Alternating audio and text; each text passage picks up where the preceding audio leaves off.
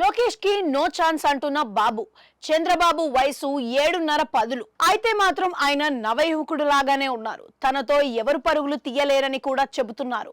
30 ఏళ్ల క్రితం బాబు ఉమ్మడి ఏపీకి సీఎం అయ్యారు. ఆనాడు ఎనర్జీ లెవెల్స్ ఎలా ఉన్నాయో ఇప్పుడు అలాగే ఉన్నాయని బాబు చెబుతున్నారు. తనలో మళ్ళీ పాత బాబుని చూస్తారని ఆయన అంటున్నారు. పాలన విషయంలో ఎక్కడా తగ్గేది లేదని అంటున్నారు. పరుగులు పెట్టిస్తామని కూడా చెబుతున్నారు. ఎవరు కూడా ఉదాసీనంగా ఉన్నా లేక ఏమరపాటుగా ఉన్నా కూడా సహించబోమని అంటున్నారు.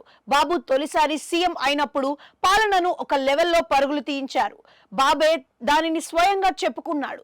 అప్పట్లో తాను బయటకు వస్తున్నాడు అంటే ఉమ్మడి ఏపీ అంతా ఎలర్ట్ అయ్యేదని చెప్పారు. మళ్ళీ పాలన గాడిలో పడాలంటే ఆ స్పీడ్ అవసరమని అంటున్నారు.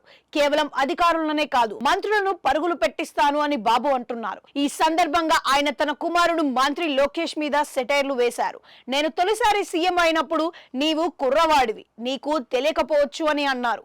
కానీ ఇప్పుడు అంతా పాలనలో జోరు పెంచాల్సిందే అని కొడుకుకి సైతం ఏ మాత్రం మినహాయింపు లేదని తేల్చేశారు.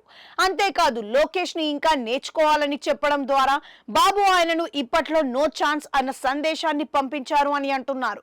ఆ మధ్యన టీడీపీ సీనియర్ నేత జేసీ దివాకర్ రెడ్డి లాంటి వారు లోకేష్ ఈ టర్మ్ లోనే సీఎం కావచ్చు అంటూ తమదైన విశ్లేషణ వినిపించారు. అయితే అది సాధ్యం కాకపోవచ్చు అని ఏపీ రాజకీయం చూస్తే అర్థమవుతుంది. ఏపీలో బాబు సీఎం గా ఉంటేనే పాలన గాడిన పడుతుంది, అభివృద్ధి సాధ్యపడుతుంది.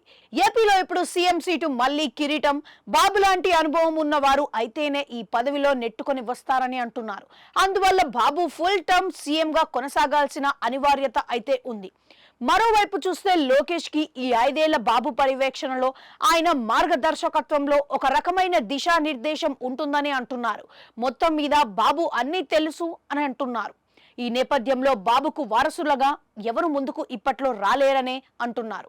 మంగళగిరి నియోజకవర్గం పెనుమాకలో జరిగిన పెన్షన్ పంపిణీ కార్యక్రమంలో భాగంగా ఏర్పాటు చేసిన వేదిక మీద తండ్రి కొడుకుల సంభాషణ వింటే బాబు లోకేష్ కి ఇప్పట్లో నో ఛాన్స్ అని చెప్పేశారా అని అంతా విశ్లేషించుకుంటున్నారు.